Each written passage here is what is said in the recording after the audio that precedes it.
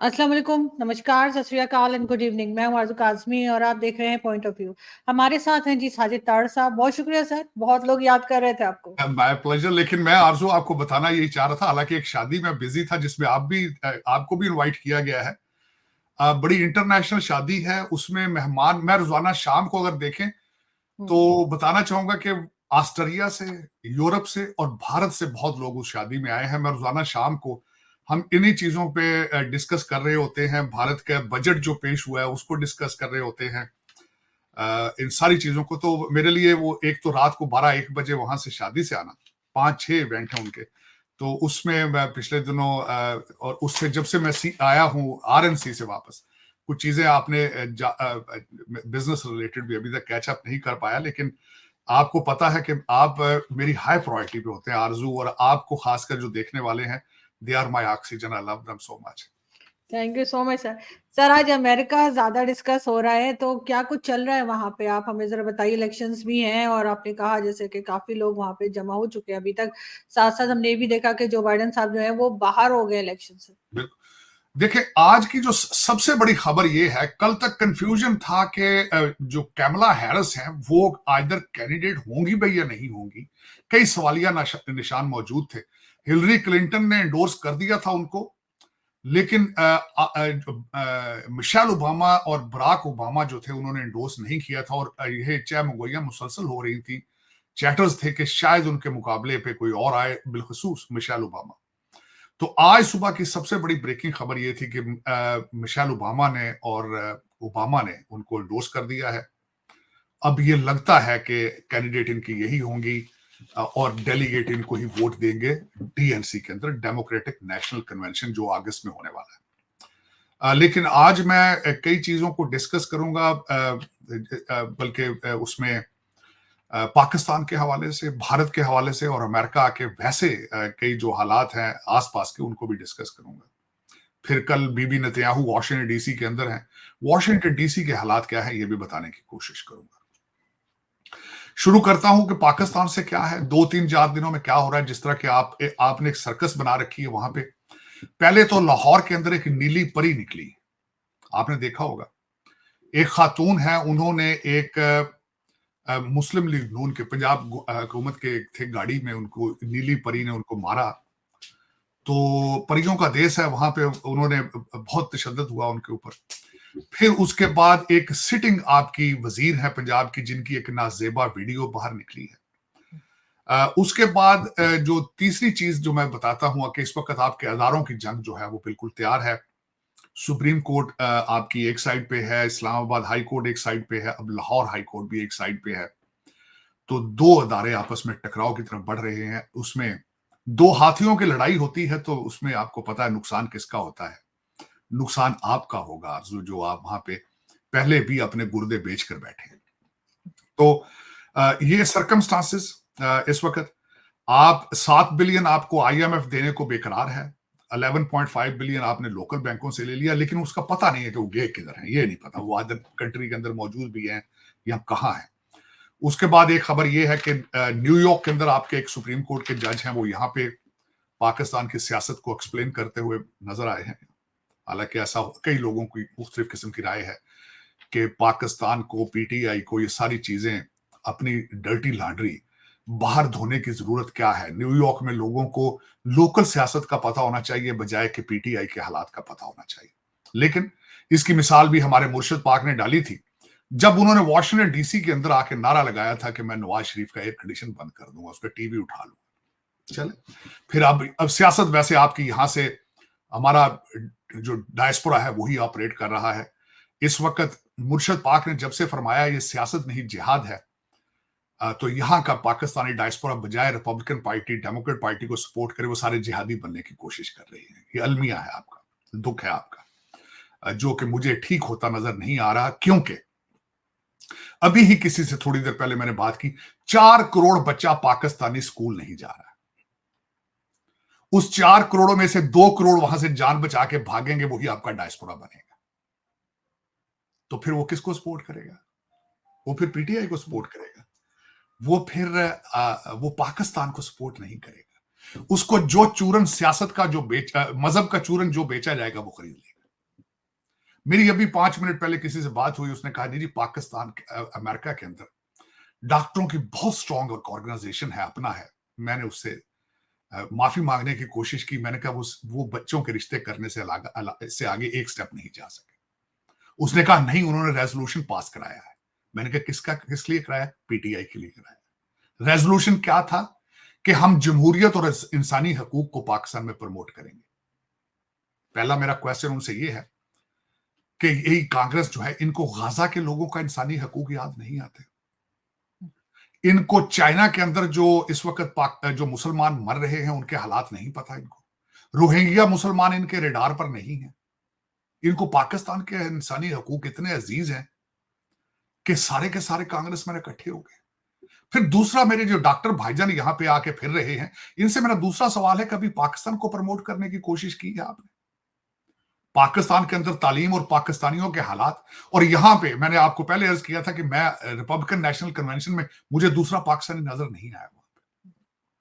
भारतीय बहुत ज्यादा थे, भारतीयों को होना भी चाहिए। भारतीय स्टेज पर भी थे, भारतीय आगे उनके इस वक्त हमारे जो जेडी वैंस है उनकी वाइस भी भारतीय है, और वो डंकियों से नहीं आई हुई, येल ग्रेजुएट है।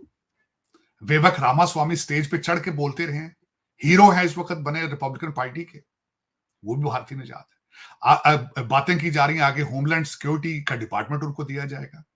बल्कि इस वक्त कई लोगों को मैंने ये बात करते सुना है कि अगर वीपी कैंडिडेट वो होते तो अमेरिका की किस्मत बदल के रख देते। वर्सेस मेरे भाई जो है वो सुबह शाम जिहाद अल जिहाद, जो ना दादे ने किया, ना बाप ने किया, ना खुद किया, ना आगे बच्चों ने करना है, क्योंकि डीएनए के अंदर मौजूद नहीं है। हम लड़ाई करने वाले लोग नहीं है आरजू। हम लड़ाई तो की नहीं, हमने ना माजी में की है, ना आज की है, ना करेंगे माजी में। हमें क्यों लड़ाई करनी? हम तो पैसे के पीछे भागते हैं, पैसा पैसा पैसा। अब उसमें उससे आगे आगे चलते हैं, जो पाकिस्तान के हालात बताएं। आज रिसेंट हालात ये हैं कि पिछले 2 दिन में 2 दफा मुर्शिद पाक ने सुलह के लिए बल्कि माफियों के पैगाम भेज रहे हैं।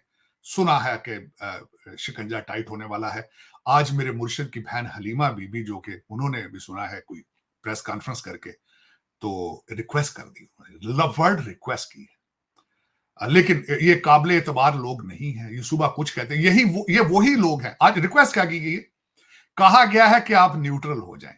माजी में कहा जाता था कि न्यूट्रल जानवर होता है।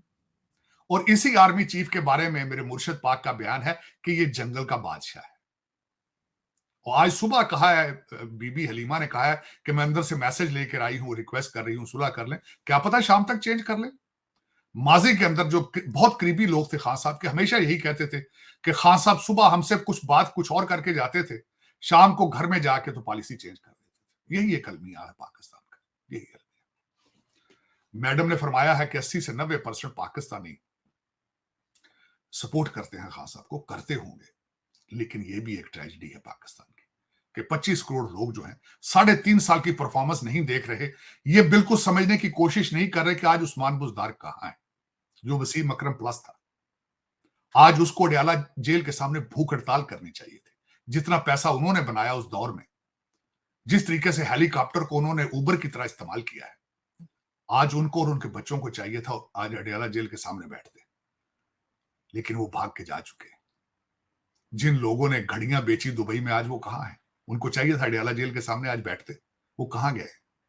सारा इस वक्त जो लौंडा लपाड़ा बाहर बैठ के सारा दिन उर्दू में ट्वीटें करता है, तो सारे भाग चुके। दूसरा, अगले दिन मैं इसमें अगले स्टेप पे बोलना चाहूंगा आगे हालात इस वक्त क्या चल रहे हैं। कल एक बड़ी चौंका देने वाली पाकिस्तान के एक बहुत बड़े पॉपुलर शख्स ने यहां कल सेनेट के सामने एक हियरिंग थी, डेविड लू। उन्होंने कल फिर एक कंट्रोवर्शियल बयान दिया है। मेरी बल्कि ये रिक्वेस्ट होनी चाहिए, वो ब्यूरोक्रेट कम सियासतदान ज्यादा है। शायद मैंने देखा है माजी में भी कई ब्यूरोक्रेट्स को खबरों में रहने का शौक होता है। कल उन्होंने क्या किया है? पहले इस वक्त अगर देखा जाए तो भारत के अमेरिका के साथ आइडियल रिलेशनशिप नहीं है, लेकिन कल उन्होंने मजीद प्रेशर क्रिएट करने की कोशिश की भारत पे। उन्होंने स्टेटमेंट दे दी जनाब ने, उन्होंने कहा जी कि we are disappointed on India. मेरा ये क्वेश्चन होगा, आप क्यों भी डिसअपॉइंटमेंट हो रहे? आप डिसअपॉइंटेड क्यों हो रहे हैं? आपसे उधार लिया इंडिया ने, आप आईएमएफ से पैसे लेके दे रहे हैं इंडिया को, भारत को क्या दे रहे हैं आप कहते हैं डोंट टेक अस ग्रांटेड, तो ग्रांटेड आप पहले अपनी वैल्यू तो पैदा करें।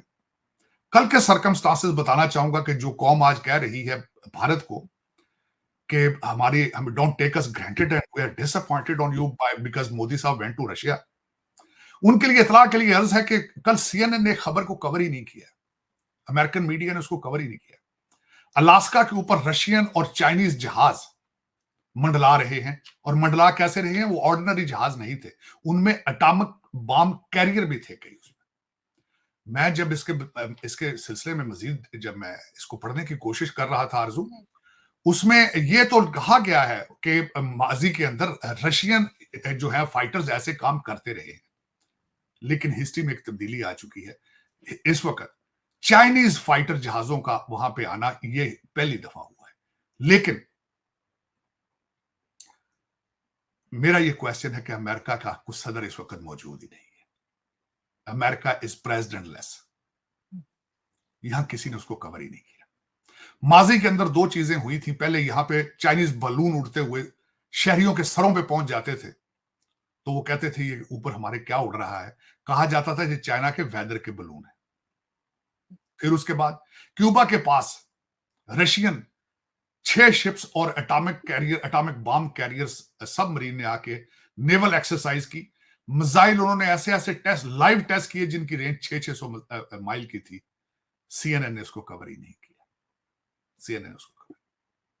अब ये वही सीएनएन है जो कल परसों से ऑलमोस्ट कैमला हैरिस को जिता चुका है पोल्स करा करा के, ओवल ऑफिस वो पहुंचा दिया है उन्होंने। यही एक जमहूरियत का एक सेटबैक है कि मीडिया एंटरप्राइज जो है वही लोगों को बताता है कि वोट किस तरह डालने हैं, पोल बता के और ए वन साइडेड स्टोरियां बता। अब लेकिन मैं अभी तक खत्म नहीं हुआ, डेविड लू की बात करना चाह रहा था मैं। एक तो उनको एतराज था भारत पे, उन्होंने एक और मैं समझता हूं कि पब्लिक में आके जो इस तरह की बात करना है, उसके कई मकासद होते हैं। अब वो उसको हाईलाइट कर रहे हैं, इन चीजों को प्रोवोक करने की कोशिश कर रहे हैं, भारत को वहां से जवाब लेना चाहते हैं। दिया है जवाब फॉरेन अफेयर्स ने, लेकिन उसके बाद दूसरा भी उन्होंने एक वहां पे स्टंटबाजी की है, जो कि आपका बिल्कुल आपका सारा कुछ सामने वो भी नजर आ रहा है। उन्होंने कहा है जी पाकिस्तान, चाइना पाकिस्तान का माजी था, अमेरिका पाकिस्तान का मुस्तकबिल है। ये कल उन्होंने सेनेट की कमेटी के अंदर ये खबर ये भी दे दी। उसके बाद उन्होंने कहा कि 10 करोड़ जो है वो डॉलर वो दिए जाए पाकिस्तान को।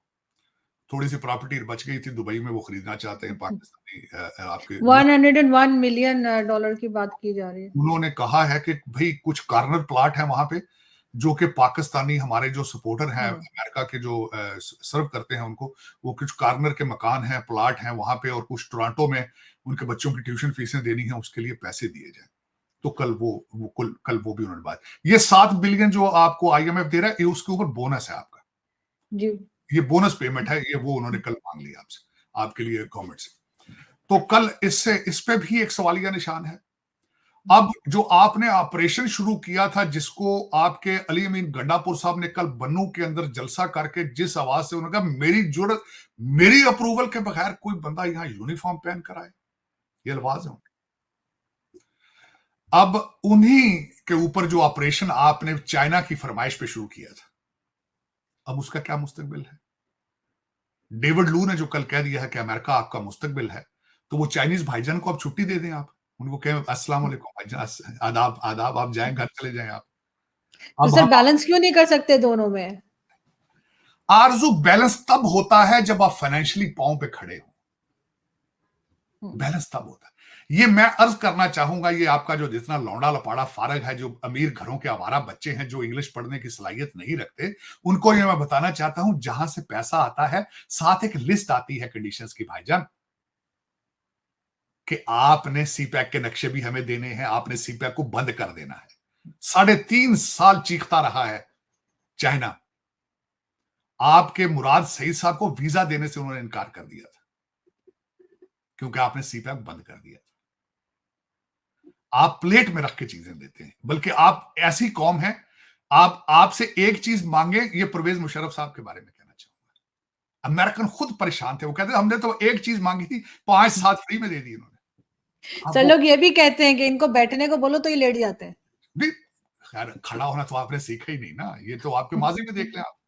खड़े तो आप होते ही नहीं है, आप तो लेटे हैं, मुसलसल लेटे। पठानों के सामने खड़े हुए आप, गोरों के ब्रिटिशों के सामने खड़े हुए। ये कभी कभी गूगल करके ये बच्चे देखें तो कि पठान भाईजान कितनी तादाद में आते थे यहां लूटने के लिए, और दिल्ली को लूटना फैशन बन चुका था पठानों का। आते थे गधों तक पर, 4-4 5-5 मील के उनके काफिले होते थे जब लूट के जाते थे। और उनके ऊपर सबसे ज्यादा अटैक कौन करते थे? वो मेरी हेरिटेज थी सिखों की, जो अटैक करते थे, शब खून मारते थे, कश्मीर की पहाड़ियों पे चढ़ जाते थे, शब खून मार के लड़ते थे। सबसे पहले रेजिस्ट किया शेखुपुरे की जट बरादरी सिख थे, उन्होंने बच्चियां छीनी थी, वह जब लेके जा रहे थे। ये देखें तो सही ना, पढ़ते नहीं ना, यही तो बात है, यही तो बात है। ये तो मजहब के चूरन जो खरीद रहे हैं, वो इनको तो पता नहीं है ना माजी क्या है। माजी के बगैर फ्यूचर प्रेडिक्ट नहीं किया जा सकता, नहीं किया जा सकता। आज भी अगर कोशिश करें, मैं अपनी हेरिटेज को मुसलसल पढ़ने की कोशिश कर रहा हूं, अपने डीएनए पे मुसलसल रिसर्च कर रहा हूं, उसमें खूबियां मौजूद हैं, ऐसी बात नहीं है। खूबियां मौजूद हैं उसके अंदर, बहुत ज्यादा खूबियां मौजूद हैं जिनको आप निगलेक्ट करके बैठे। मजहब का यूनिफॉर्म जरा 1 मिनट के लिए उतार के रखते, अर्थशास्त्र पढ़ के देख लें, टेक्सटाइल यूनिवर्सिटी के रिसर्च करके देख लें, अपनी सिविलाइजेशन के ऊपर रिसर्च करके देख लें। आप यूरोप से बहुत आगे थे, लेकिन जब से आपने अपने आप को डिनाई कर दिया है, जब आपने ये सोच लिया है कि हमने गेम जीतनी ही नहीं है, हमने हारनी ही हारनी है, जब एक खिलाड़ी रेस शुरू करने से पहले ही हार तस्लीम कर ले, उसने जीतना क्या होता है? क्या जीतना उन्होंने? आज मैं दुख के साथ कहूंगा, हमारा फ्यूचर क्या है पाकिस्तान का, डायस्पोरा के फ्यूचर का कंपैरिजन में करना क्या, किस तरह करूं, किस मुंह से करूं? 4 करोड़ बच्चा, जिस तरह मैंने अर्ज किया, स्कूलों में नहीं जा रहा है आजकल, वो वही डायस्पोरा होगा, और आज का जो डायस्पोरा वही है, वही है। कभी आके सर्वे करें अमेरिका के अंदर, यूरोप के अंदर जाके, आपके डायस्पोरा की तालीम क्या है, आपने उनके ऊपर क्या इन्वेस्टमेंट करके भेजा है, आपका डायस्पोरा यहां पहुंचता कैसे है, जरा इस पर रिसर्च करें आप। वीजा लेकर आते हैं, तालीम पढ़ के आते हैं, स्कूलों में आते हैं, कहां जाते हैं? फिर आप एक्सपेक्ट क्यों करते हैं इनसे कि ये आके हमारे एम्बेसडर बन जाए? आप अब जो भी बंदा मैंने आज तक पाकिस्तान से देखा, पाकिस्तान एम्बेसी में आया है, सामने जो चंद लोग बैठे होते हैं उनसे मुसलसल कहता है आप सारे हमारे एम्बेसडर हैं। तभी तो हालात ये है, तभी तो ये सारे आपके एम्बेसडर बैठे हैं सामने आपके, किसी को एम्बेसडर के स्पेलिंग तक नहीं आते हैं, तो इन्होंने क्या आपको प्रमोट करना है, क्या आपको? जो ये पार्लियामेंटेरियन बैठे हुए हैं, इनको पार्लियामेंटेरियन की स्पेलिंग भी नहीं आती, जितने असेंबली में बैठे हुए हैं, वैसे मेजोरिटी को नहीं आती होगी, आई एम श्योर। मेजोरिटी के पास बीए है लेकिन मैट्रिक नहीं है। डिग्रियां तो ले ली इन्होंने, खरीद ली, कुछ ने इधर से उधर से करके करा ली, लेकिन मैट्रिक नहीं है।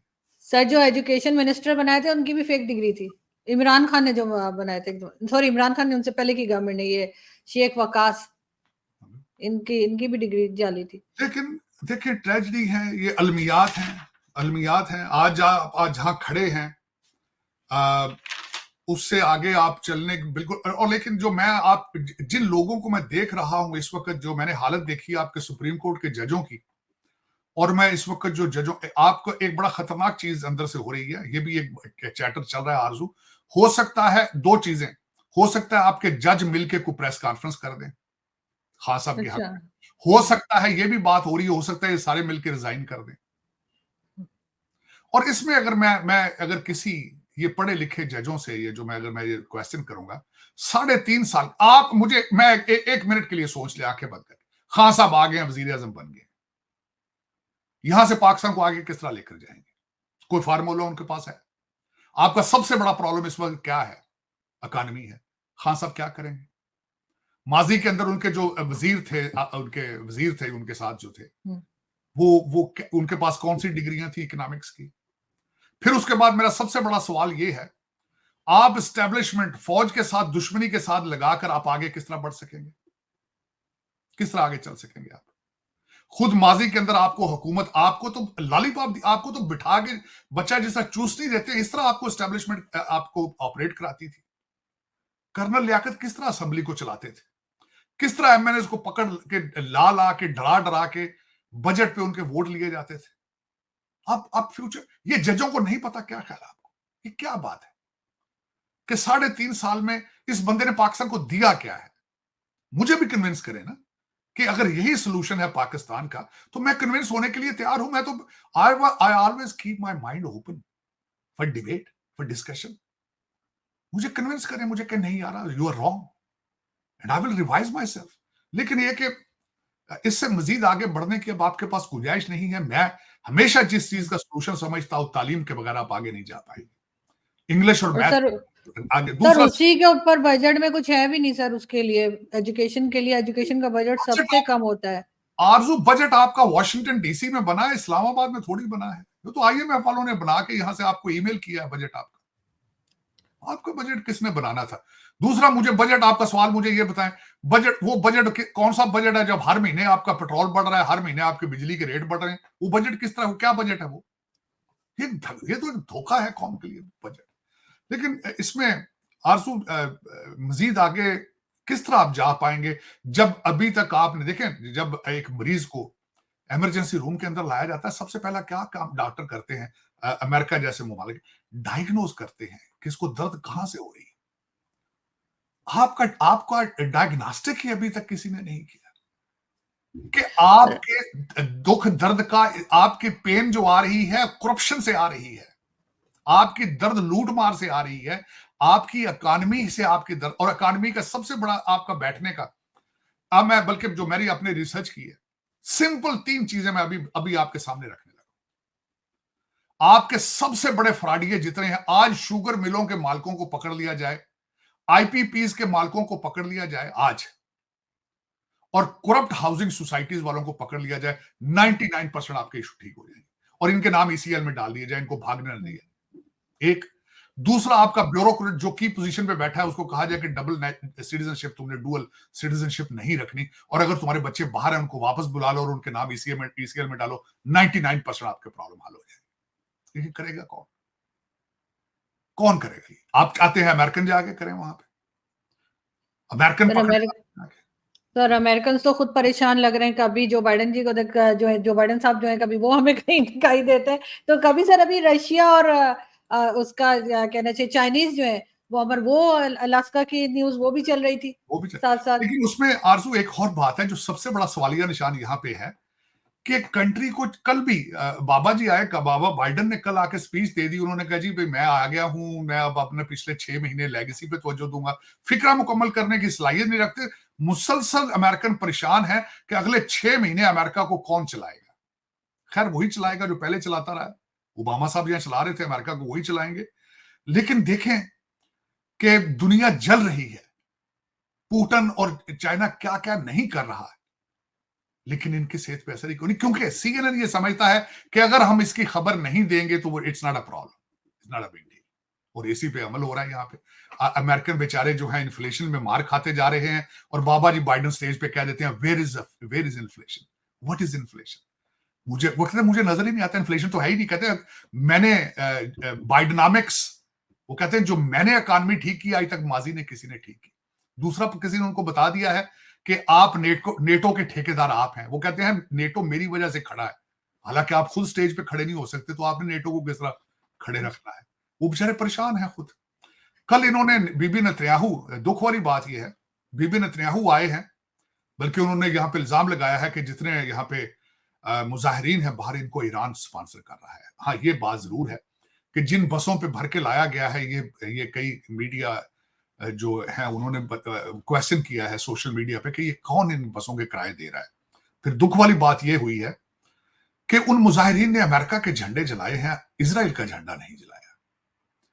नारे लगाते हैं death to America, America death to America, Israel के बारे में कोई बात नहीं करते यहाँ पे जो मुजाहिरीन है।